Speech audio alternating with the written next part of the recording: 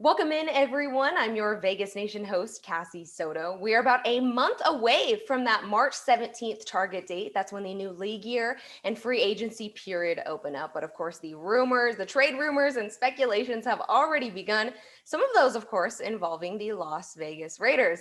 Here to bring us some more insight on all of these rumors and speculations is Las Vegas Review-Journal Raiders beat writer Vinny Bonsignore. Vinny, let's go ahead and start here with an article you recently wrote for VegasNation.com where you describe where the Raiders stand on trades and free agency.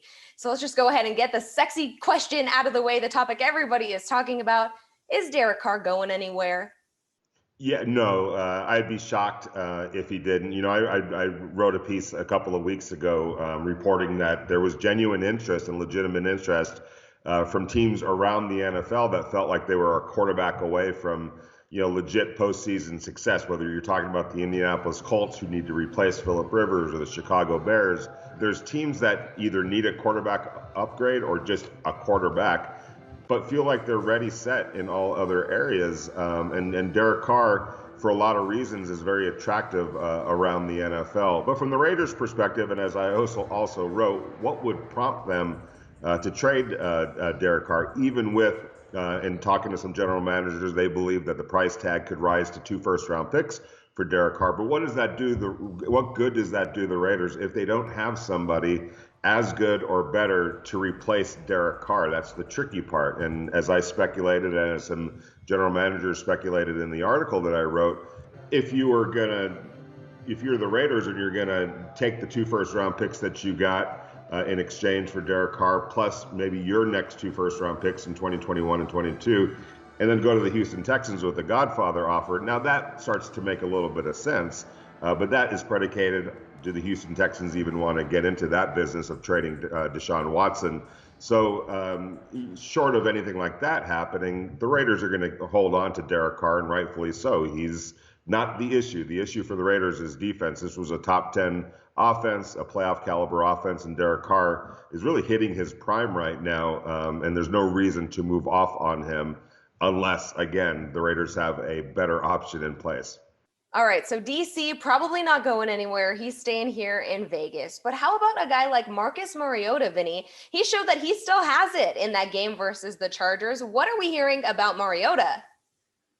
Yeah, and I think there is interest in Marcus Mariota. The question becomes, what kind of compensation can the Raiders expect? And the leverage for the Raiders really isn't there because teams are pretty much assuming that because of the salary cap going down for the first time in some 20 some odd years, Marcus Mariota, with a non-guaranteed $10.7 million contract for next year, is an easy target as a cap casualty.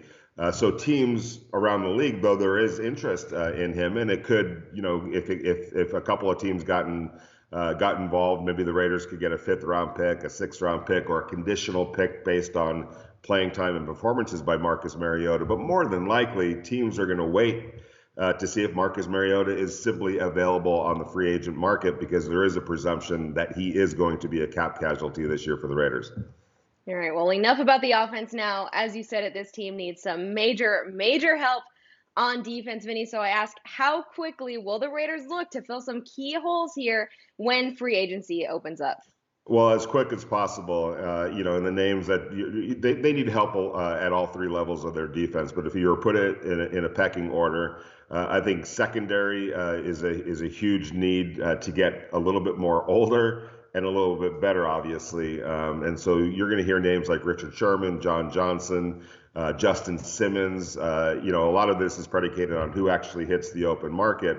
And I think the Raiders, have their eyes already on a handful of those players. The question, again, is how far can they get under the salary cap? And that's going to be predicated on some moves that they're going to make prior to free agency opening. And then who actually does hit the open market. But also keep in mind, with the salary cap going down this year, you're going to see players like J.J. Watt. You already saw J.J. Watt. Kawan Short from the Carolina Panthers is already scheduled to get released. There's going to be a lot of players in that veteran mid-range that might be a little bit too pricey for teams that need to find some ways to create salary cap relief and salary cap space. So don't be surprised if a number of veteran players, some big name ones as well, become free agents that aren't scheduled to be free agents as we speak today. All right, you mentioned JJ Watt there. Any chance, we see him in silver and black, or is that a pipe dream for Raiders fans? Yeah, I don't see it happening. The sense I get, there's been injury factors with J.J. Watt. There's been a decline in play. I'm not so sure that the footage, that the tape lines up with probably what he's going to want in the free agent market. And I think for the Raiders, because of that, they need more certainty. And nothing against J.J. Watt, but he has had some injury-plagued seasons. Last year, he played a full season. He was okay, not great, okay as a player. But at the price tag that he might command, I don't think the Raiders are going to get into that race. Well, we've got a month or so left, Vinny, until it's not speculations anymore. So it's exciting to see what will happen here. Vinny, thank you so much. As always, really appreciate it. Absolutely, Cassie. It's right around the corner. It's just a month away until we're really talking about free agents and then moving ahead to the draft. So exciting times as usual. Exactly. Well, until then, Raiders fans can always keep up to date with the latest happening with the Raiders at vegasnation.com. Give Vinny a follow on Twitter. He's always bringing us some great content. vegasnation.com once again. Thank you so much for watching. We'll see you next time.